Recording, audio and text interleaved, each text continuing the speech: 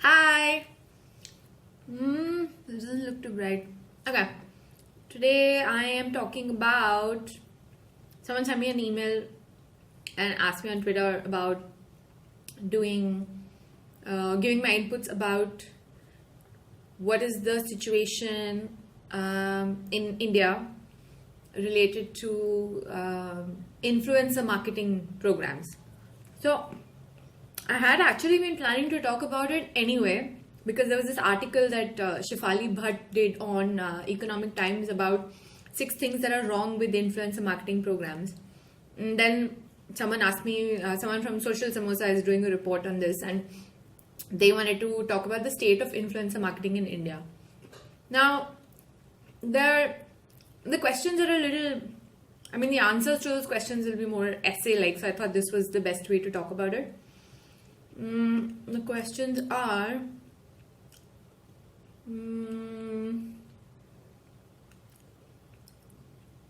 okay, what is your take on the current state of influencer marketing in India? So first of all, I don't think that it's a organized thing. So I don't think you can, it's not an industry really. It's still something people are just trying out. And when I say people, I mean brands and influencers themselves and PR agencies and digital agencies and marketing departments. So there isn't even a common term where you're looking at people as influencers online.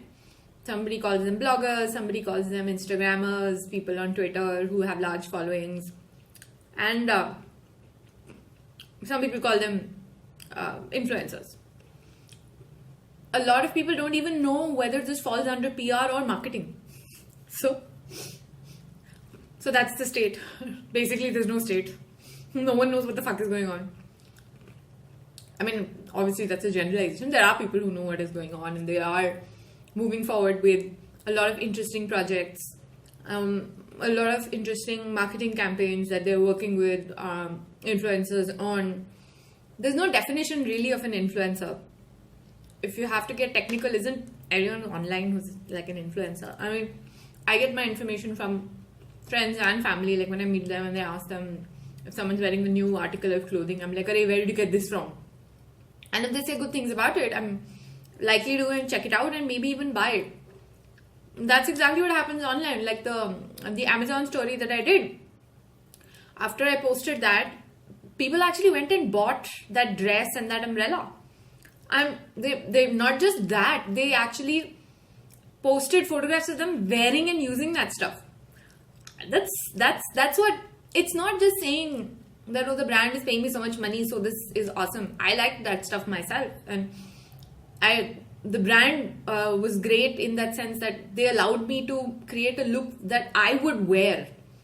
So it wasn't something that they were trying to just push an agenda saying ki ye wala dress bechna hai, ye wala umbrella bechna hai. They were like, okay, look, this is what's on offer, and why don't you create something that's based on what you do. So I think that was a really, really good project for an influencer, for the brand to allow them to have that kind of control. But there aren't many projects like that. 99% of the emails I still get are things like saying, oh, hey, we have this, app. That's the latest email I got. We have this app and we want you to review it, and we want 1 blog post, we want 1 FB post, we want 1 post on Twitter, and we want 2 Instagram posts. And I wouldn't even use that app in real life. Why the hell will I do a blog post about it?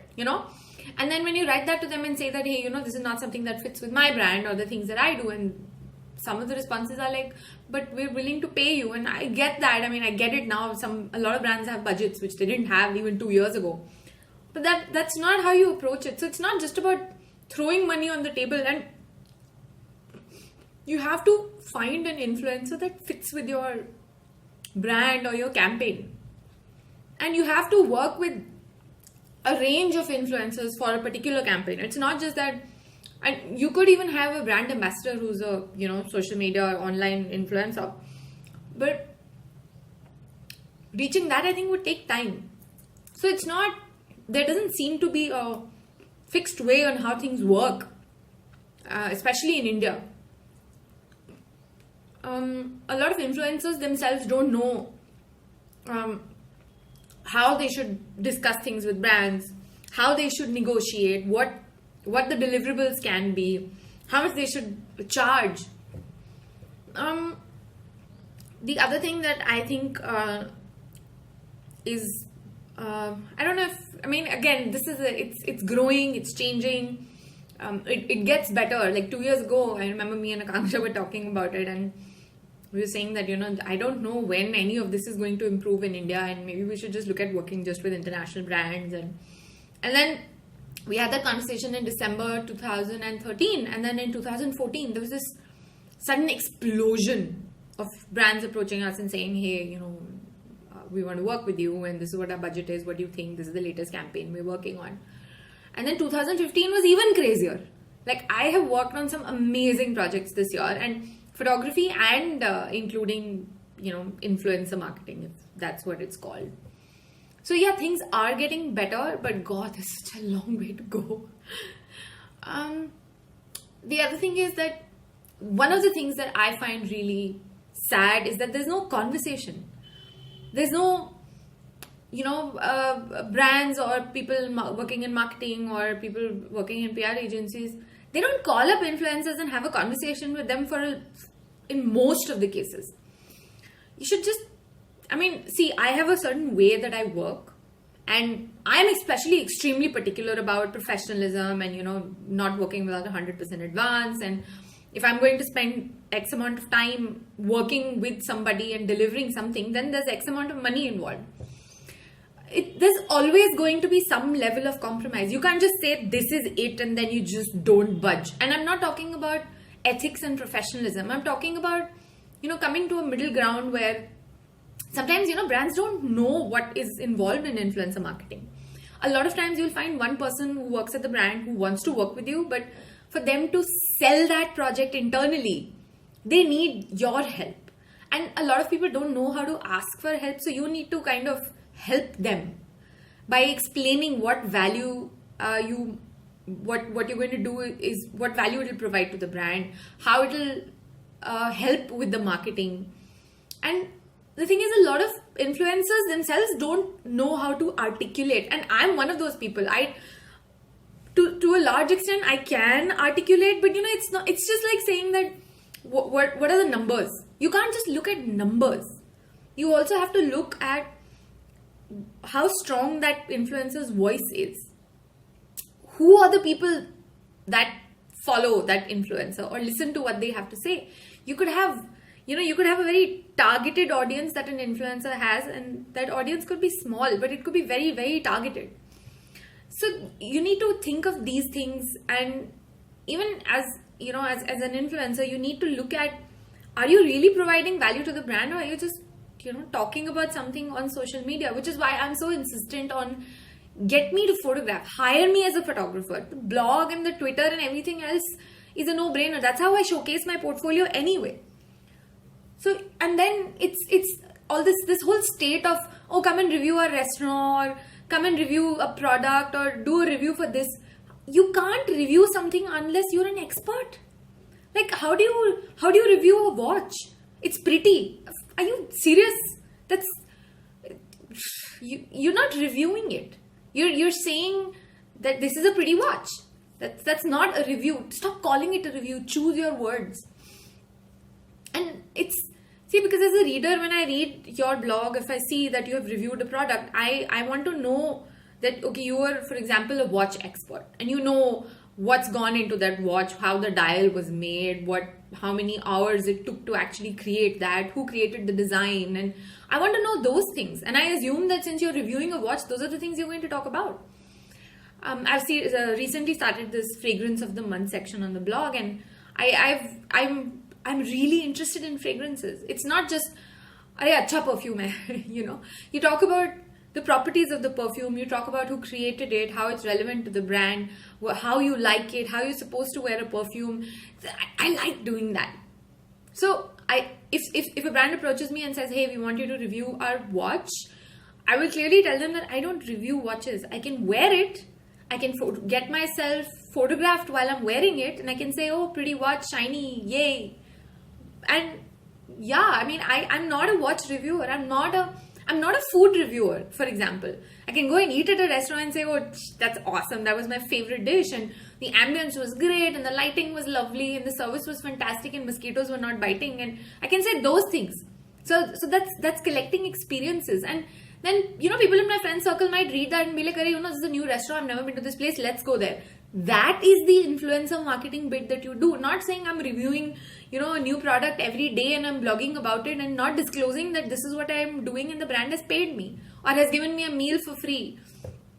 The disclosure thing is a huge problem, I think, because there are people who are bloggers who are journalists and they don't accept money to write about certain brands, And so as bloggers or as an influencer who is charging money from a brand to write about their product, there needs to be disclosure. You need to write in your blog post that this brand hired me to experience their product or their service. It's cool. There's no need to feel that, oh my God, I've charged money. Your readers will appreciate you for that. And I think the blame lies on both sides, that I think PR agencies and brands should encourage that because it increases trust even for the brand. I mean, people who buy your stuff are more likely to trust you saying, this brand is so cool that they're saying that they hired this person and that person had this experience with the brand and this is nice. I like this. Nobody likes being deceived, and it is a form of being deceived when you're not disclosing that you were paid to do a certain project with a certain brand. So these are some of the things, and like I said, it's like the answers are essay type answers. And okay, there was another question. What are the major issues faced by influencers in the current scenario? Again, most of it is just like what I said. It's it's applicable to a lot of industries in India. Professionalism is a problem. Brands don't have clear guidelines on how they would like to work, or what is the measurement on how are you deciding what the ROI is, that if you're working with an influencer, what are you getting out of it? How is it relevant to the brand? And a lot of agencies don't know how to articulate that or how to put it down in numbers, how to qualify it and maybe even quantify it. And it's the same thing with the bloggers or the influencers. They don't really know how to say that, okay, this is my reach. What is reach? How do you define reach? There are no industry standards. It isn't even an industry. People are still finding out. It's like, I can't see anything. Acha, this looks nice. Let's do this. So there's still a lot of experimentation going on, which I think is great. There's a lot of participation from both sides. And God, it's so much better than the last 2 years. And this definitely, it is growing. I mean, it's growing. People are getting a little professional, but there has to be give and take on the both sides. There really has to be conversation, because as an influencer, I don't know what's going on with the PR agency or with the marketing agency and with the brand. I don't know what the brand goals are. There needs to be a brief. There needs to be a brand brief. Like you would give a brief to any other vendor that's working for the brand. So you give a brief to, an influencer. There's so many times I've worked on projects where I'm the one who's suggesting to the brand that there should be a hashtag. Like, are you serious? You don't even have a hashtag and you're doing an online campaign with an influencer? That's ridiculous. It is, and like I said, it is getting better. But yeah, I've had experiences like that where the brand didn't even have a hashtag. I had to say, acha, what about we do this hashtag? Oh, okay, this looks nice. Let's do it. So, and maybe the next time when they do a campaign, they'll be like, oh yeah, last time we didn't do a hashtag. Let's do a hashtag. So we all move forward like that. It has to be a collaborative space. It's not that, I'm not an enemy of the PR agency or the brand, and I'm not saying that, no, this is what I do and otherwise I'm not going to do anything. There's always going to be compromise on both sides. It's like any other industry. You need to work together to find middle ground so that both can move forward. This whole naming and shaming, I think I've done it too, and I mean, it's been done at a point where things weren't so clear. So I feel bad about it, but that's how you kind of move forward. I mean, it's cool. I have still worked with brands that, screwed it up the last time. I'm sure I screwed it up with brands, and That's the thing, you have to give feedback. How are you going to improve for the next assignment otherwise? There is no feedback cycle, there's no feedback loop. Nobody wants to come back and tell you, oh, we would have liked it if you had kind of done it like this instead of this. See, now the project is done. So the next time, if you're going to work with the same brand and the same agency, there needs to be feedback so that you can make it better. And similarly, they should ask influencers for feedback and say, okay, this is what we're thinking. What do you think? And then you take it from there. And then once the assignment is done, then another feedback loop. There is no feedback loop. Generally, it's like, okay, this is our budget. This is what we want to do. The influencer does it. Payment is made. Deliverables are done. End of story. Till the time, 3 months later, they want to do something else with you. That's not the way to grow for both parties. So if you're an influencer, ask for feedback. Develop a relationship with somebody at the brand who is candid enough to tell you that, hey, you know what, you fucked up. So that next time you don't. And people are hesitant in saying that, oh, you didn't do well here, or this is not what we expected. Ask them 2-3 times, goad them into telling you. You can't hold it against each other. This is not personal feedback. This is business feedback. It's about money at the end of the day. So if you are delivering great value, you will get paid more. And the way to deliver great value is that you get feedback and then you work further on that. And so basically this is what it was on what is the state of influencer marketing in India. And then that article. So yeah, it says anybody can be an influencer, which is true. Anybody can be an influencer, but you can. It's a very, it has a very low barrier to entry, like wedding photography. But who is in it for the long haul? Who is in it for the long run? Who is able to deliver results consistently over a longer period of time? So yeah, anyone can become an influencer, but how many of those people stay influencers? How many of those people are able to do the work? How many of those people are able to bring that value to the table for the brand and for themselves? So yes, anybody can be an influencer. I mean, anybody can be with a camera as a photographer like that. But who is in it for the long haul? And I think that's what you need to do when you're setting up relationships. And, there are people who were influencers 5 years ago and brands worked with them. And there are some brands that still work with them even though, those people have no influence at all anymore. They don't blog anymore. They have a blog, but they don't blog anymore. The blog hasn't been updated in 6 months. I mean, that's not... Sure, they'll still have some influence. Obviously, my parents have some influence on me. I go and meet my friends. They have some influence on me. But who are the, people who have a strong influence on me? Who are the people that I follow online, for example? And people who do it consistently are more likely to have my trust and, have credibility with their audience instead of someone who's not posted in 6 months. And I'm not talking about one-off cases where something happened and they are not able to do it. That's different. But, you need to be relevant.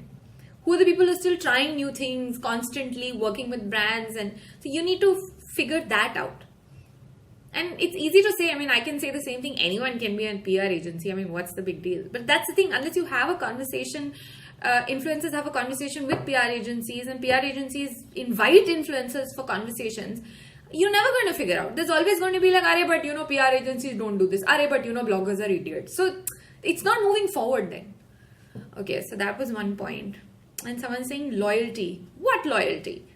I'm going to read from that. To make things worse, these self-proclaimed influencers aren't even faithful to one brand per day. You see a user tweet about garam masala, gadgets and couture fashion in the same day and ask yourself if she's a Wonder Woman. It's even more questionable when they do it with brands in the same category.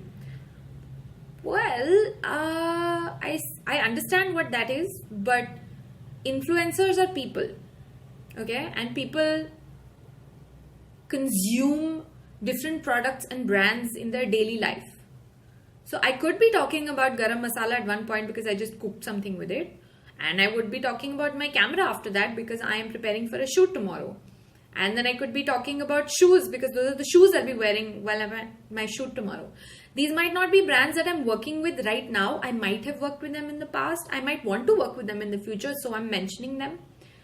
And it might be that I am working with the brand on a retainership, and they send me shoes and they're paying me, and I'm wearing their shoes because I do wear those shoes while I'm shooting. So yeah, yes, I'm a Wonder Woman. But what do you mean by loyalty? I would recommend that you look at loyalty in terms of the value that is being provided to the brand, and whether that is being done in a deceitful way, in an ethical way, whether disclosure is being provided, whether the influencer is providing value to the brand. And if the influencer is talking about 3 brands and those 3 brands are receiving value from it, then I don't see a problem. See, unless you're hiring somebody as a brand ambassador and the person is endorsing the brand, then yeah, ideally you would like that you don't have them endorsing another brand, especially in the same category. I mean, I'm a photographer, for example. If I'm photographing for I don't know, a shoe brand today, for example, I can photograph another shoe brand tomorrow. I mean, what loyalty are you talking about? I'm going to photograph whoever's paying me top dollar and who is professional and who is nice to me. So yeah, if there are 3 shoe brands that are doing it, I'll photograph those 3 shoe brands. And I might have a contract with them saying that, okay, I won't blog about one particular shoe brand till that other one is already done and it's been a month. That you can discuss, and that's why you need to have contracts. There are so many influencers who have no idea what a contract is. Even if it's just on email and there's a mutual agreement, that's fine, but put it down clearly. What are your deliverables? What are the expectations? And yes, brand loyalty is dependent on what form of contract it is. If you're a brand ambassador, then yeah, I think, if you're working with a particular brand, then you work with just that brand for that whatever period of time the contract lasts. And for the, extended period that you have, 2 months, 3 months or whatever. But otherwise, yeah, I mean, it's like making hay when the sun shines. Yeah, I mean, so it works. There are brands who are willing to do that. So it's not just, you can't just blame the influencers and say, "Arey, kya ho raha hai?" If the brands are okay with it, then what's the problem? Okay. Influencers can be influenced. I will, no comment. Content is king is tanking. This is tanking everywhere. It's not just influencers. This is tanking on literally every platform. So yeah, I mean, like I said, who is in it for the long run? And people who are in it for the long run will generally create good content. Generally. Trending can be and is being paid for. Absolutely. This is nothing new. It's like when traditional media is paid for articles to cover events. So you want news story on page 3, you pay a certain amount of money. The newspaper also sends a photographer who will come and shoot and publish the photos the next day. So that's paid for too. So that's trending. That page 3 is trending. So this is also there trending. Yeah, brands write to me to say that, can you please tweet this? We need 15 tweets over 3 days. This is what we'll pay you. And yes, I can disclose #brand partner. So I'm getting paid for it. And if that helps in trending, then yeah, sure. There have been instances where brands have created bot accounts. That I'm not, again, as long as there is disclosure, ROI is missing in action.